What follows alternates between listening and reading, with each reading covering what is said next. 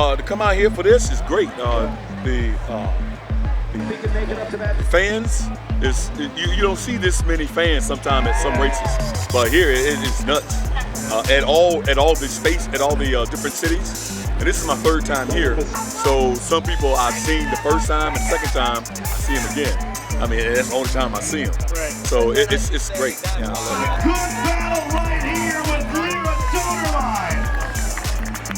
Solomon and Lyra go to the line together. When I separated from service, I was in a pretty dark place, and through a lot of the VA's adaptive sports programs and doing things with the paralyzed veterans and doing the cycling and the triathlon, it's definitely become a support for my recovery. And then now, if you can find a race, I'll race it, and that's pretty much what I'm doing every other week. And sometimes I place well, sometimes I don't. It's just what I do it for.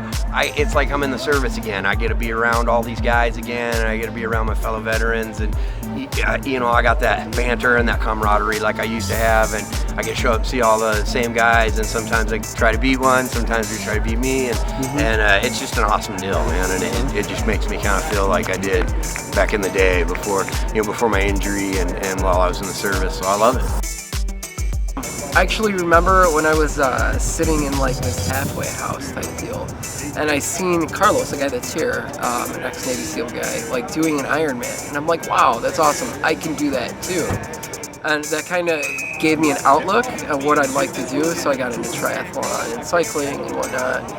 And it's just strange. It's strange how life works out, because like I had aspirations to do this, and the guy kind of inspired me by doing it, and then I wouldn't think that I'd be seeing him at camps and even racing him 2 years ago, which I ended up getting second overall 2 years ago. And yeah, it's a good self-challenge, as long as you're not like, I'm trying to go out and conquer the world, but still you gotta conquer yourself. That's the biggest, you gotta deal with yourself all the time.